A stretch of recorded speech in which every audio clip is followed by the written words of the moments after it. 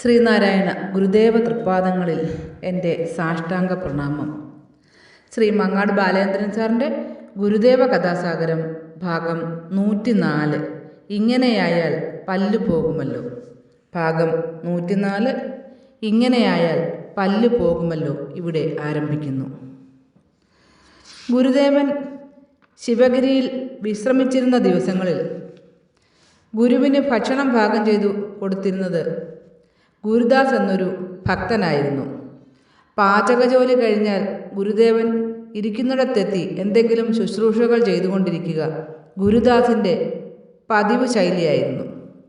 രാത്രികാലങ്ങളിൽ ഗുരുദേവൻ ഉറങ്ങുവാൻ കിടക്കുമ്പോൾ കമുകിൽ പാളയിൽ വെട്ടിയെടുത്ത വിശറി കൊണ്ട് ഗുരുദാസ് വളരെ നേരം വീശിക്കൊടുക്കുമായിരുന്നു. അതൊരു വ്രതം പോലെയായിരുന്നു ഗുരുദാസിന്. ഒരു ദിവസം ഗുരുദാസ് കൂട്ടുകാരോടൊപ്പം തൻ്റെ നാട്ടിലെ ക്ഷേത്രത്തിൽ ഉത്സവം കാണാൻ പോയി. രാത്രി വളരെ വൈകുന്നതുവരെയും പരിപാടികൾ കണ്ടു ഇരുന്നു. അങ്ങനെ ഉറക്കമൊഴിഞ്ഞിരുന്നതിനാൽ ഗുരുദാസ് അന്ന് ശിവഗിരിയിലേക്ക് പോയില്ല. പിറ്റേന്ന് ശിവഗിരിയിലെത്തിയ ഗുരുദാസ് പതിവ് പോലെ ഗുരുദേവൻ ഉറങ്ങുവാൻ കിടന്നപ്പോൾ വീശിക്കൊടുക്കുവാൻ തുടങ്ങി. അങ്ങനെ വീശിക്കൊണ്ടിരിക്കുന്നതിനിടയിൽ തലേന്നത്തെ ഉറക്കമൊഴിച്ചിലിൻ്റെ ക്ഷീണം കൊണ്ട് അറിയാതെ കണ്ണടഞ്ഞുപോയി. ആ നേരത്ത് വീശറി ഗുരുദാസിൻ്റെ കയ്യിൽ നിന്നും വഴുതി ഗുരുദേവൻ്റെ ദേഹത്ത് വീണു. കണ്ണടച്ച് കിടക്കുകയായിരുന്ന ഗുരുദേവൻ അപ്പോൾ കണ്ണു തുറന്നു ഗുരുദാസിനെ നോക്കി. എന്നിട്ട് സൗമ്യതയോടെ പറഞ്ഞു, ഇങ്ങനെയായാൽ പല്ലു പോകുമല്ലോ.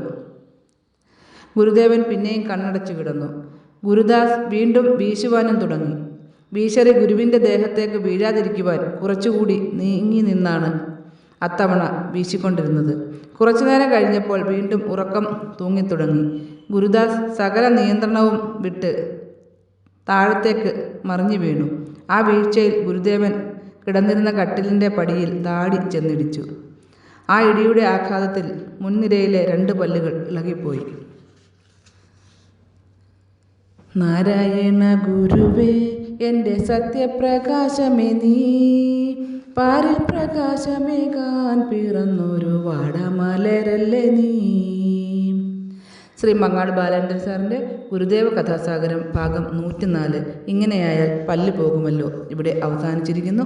ഇതിൽ വന്നിട്ടുള്ള തെറ്റുകുറ്റങ്ങൾ സദയം ക്ഷമിക്കണമെന്ന് ഗുരുദേവ നാമത്തിൽ അറിയിക്കുന്നു. നന്ദി, നമസ്കാരം. ഗുരുധർമ്മം വിജയിക്കട്ടെ.